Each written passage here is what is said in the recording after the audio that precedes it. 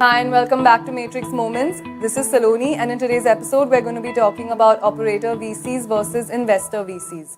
Joining us today to discuss this is Tarun Davda, Managing Director, Matrix Partners India. Prior to Matrix, Tarun has previously been an entrepreneur and successfully led two internet businesses, Step Out and BigRock.com. So Tarun, having been on the operational side of a business, what made you make the shift to the other side? And how did you actually decide to get into the business of venture investing? Well, to start with, I thought it would be easier. And I realized the hard way that it's not. But jokes apart, I think, and I've learned this now being on the other side for some time, that very often the entry into VC is completely accidental and when you least expect it. And my experience was very similar. So the way it worked out in my case was I was actually running Step Out, pitching various Series B investors to raise my Series B round of funding. In that context, met a bunch of venture funds both in India and in the US. Met Avnish at Matrix in that context. Actually hit it off with him, thought he had actually asked some of the smartest questions, understood the business really well. We spent some time actually doing more elaborate discussions on the business, exchange data requests, and all through the process, I was super impressed that there was somebody who got the company and got what we were building. For various reasons, although Matrix was interested in investing at that time, we didn't go ahead with the investment, and this was more from sort of the our side, but. That interaction left a very good impression in my mind in terms of the kind of work and the quality of the team that Matrix had at that time. Our fundraise actually didn't go off smoothly after that, and so we decided that it would make sense to actually sell the business, and so we ended up selling the business to Match.com.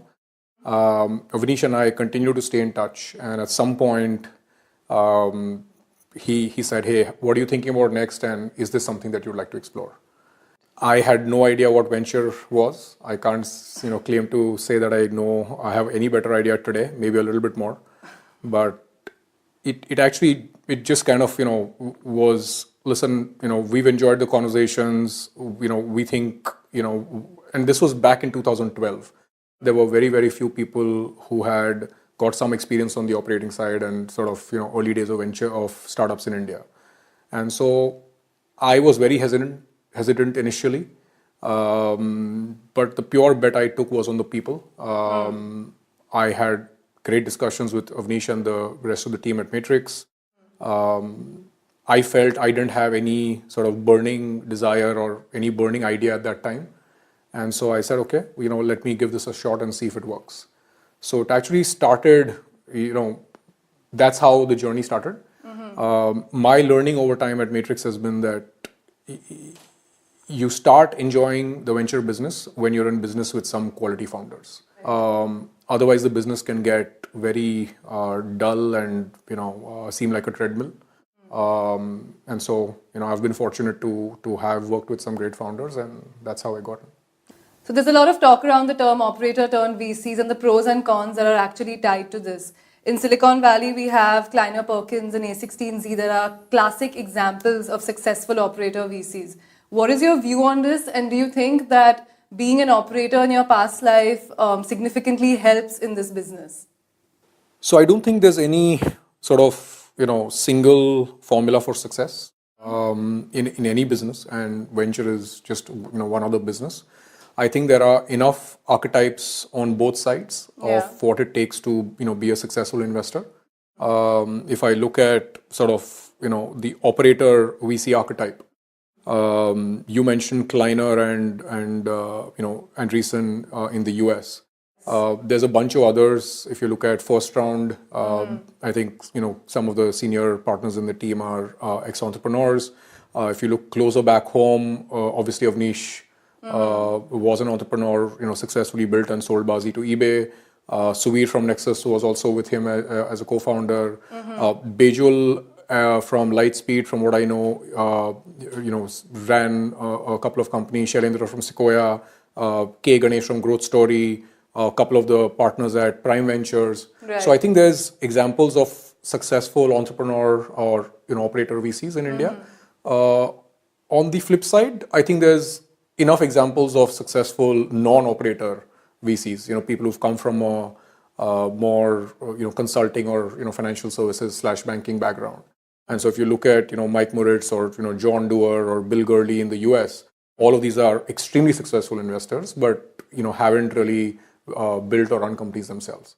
If you look closer back home, Ravi from Ceph has been very successful. He's from what I know, he's been more on the financial services and banking and consulting side, right? So I think there's examples of success in both ways. In both, I think one can build success coming from either side.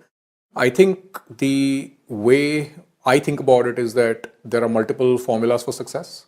One just needs to find their own formula in terms of what works and stick to it. Okay. So on one hand, an operator VC can always tap into the insight and expertise that they have from being an ex-entrepreneur.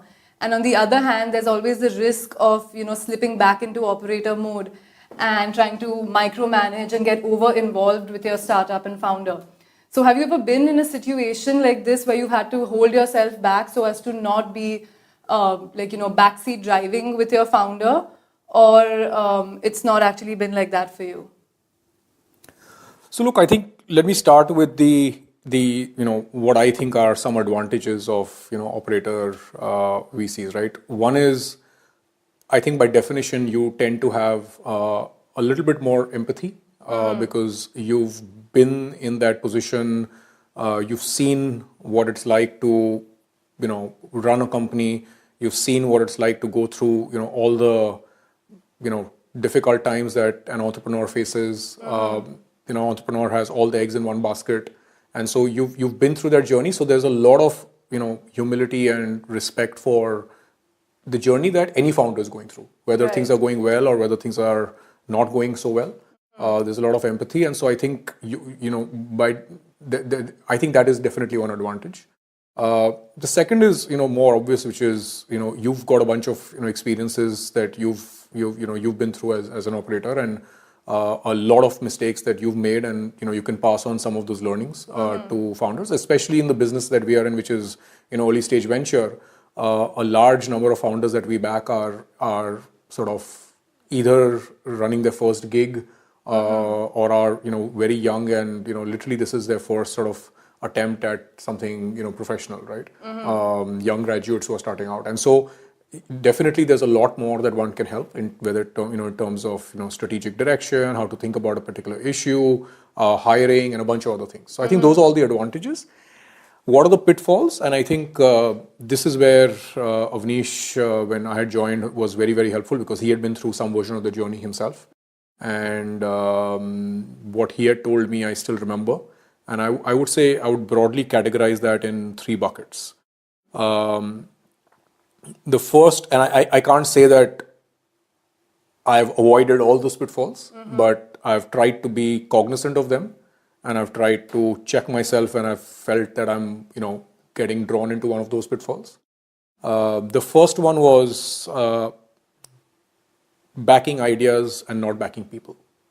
As an operator, we see, one tends to get overly excited by an idea, and because at the back of your mind somewhere, you're saying, I can see how one would execute against this idea. And then you very quickly realize that as a VC, if you're not the one who's executing it, and it's actually the entrepreneur, and so the entrepreneur needs to be able to see how that idea will be executed, because over time, and as a VC, you're going to be involved in 10, 12, 15 companies. And so you're not going to have time to keep up with how quickly the business is evolving.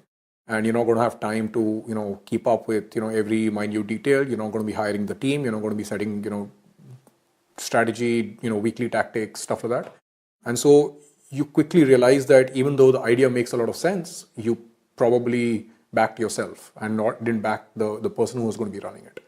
And so I think that one pitfall, I think there's been examples where I've done that, and it's not gone as well. And so that's been clearly one learning.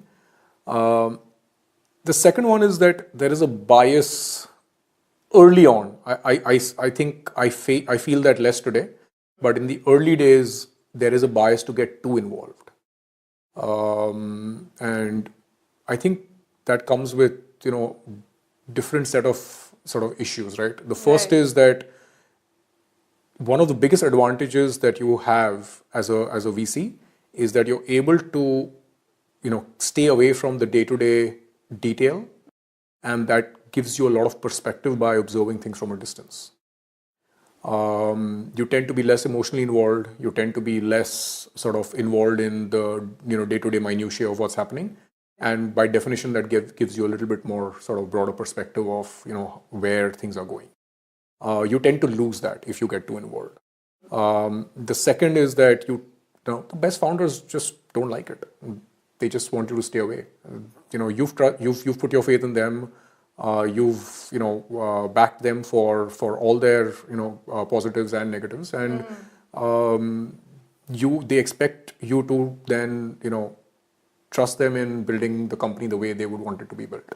And sometimes by staying too involved, there's going to be natural disagreements, and it's not something that one wants to get into.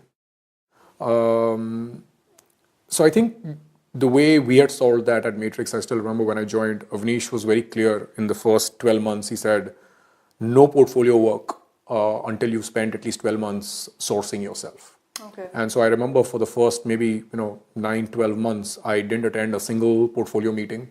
I didn't get involved in any work related to any of the companies that Matrix had already invested in. And in some ways, it was more like, hunt what you eat. So, go out there, source deals, meet people, find somebody that you want to back, and that's when you get involved in helping build the company. And so I think I was fortunate that 9, 10, 12 months that I stayed away from getting, it was extremely hard because as an operator, you're used to seeing results every week, every 2 weeks, and there's something happening. You're running some marketing campaign, you're seeing some experiment, working or not working. As an investor, all you're doing, and it was very hard for me to adjust initially because month after month, all you're doing is meeting, hundreds of people. But at the end of the month, you ask yourself, what do I have to show for it? There's nothing, and it stays that way for 1 month, 3 months, 6 months, 9 months, and suddenly you start getting very, very impatient. But it. That initial phase did help me correct that early urge I had of getting involved too deeply with any of the portfolio companies. The last one, I think you use the word, micromanage, and I think that's a real risk. I think if I look at sort of companies that I work with or founders that I work with, hopefully none of them will say that I get too involved or I'm a micromanager, but I don't feel I do. And honestly, I enjoy engaging with them at the level that I engage today versus going too deep for all the reasons that I mentioned. Right. But that is another risk, and there are operator VCs who are very successful, by the way, but tend to focus a lot more on getting more deep into companies, and that formula has worked for them. I just don't think that's the DNA for Matrix. We tend to be a lot more founders first in the way we think, and we tend to be a lot more, here's this person we've backed, and while we are helpful, we never want to be coming across as telling the founder what to do, because you then run the risk of tilting the relationship very early into a instructor and a follower kind of relationship where you're telling them what to do and they're just following instructions. And I think that's a classic mistake that one can make. And so the idea is, I see the role of an investor as, guiding, coaching, asking the right questions, but eventually helping the founder get to the answer versus giving the answer. And because I think that's, dangerous territory. Sure. Thanks, Tarun. Thank you for listening, and you can find the transcribed version of this podcast on matrixpartners.in. You can also follow us on Twitter and LinkedIn for more updates.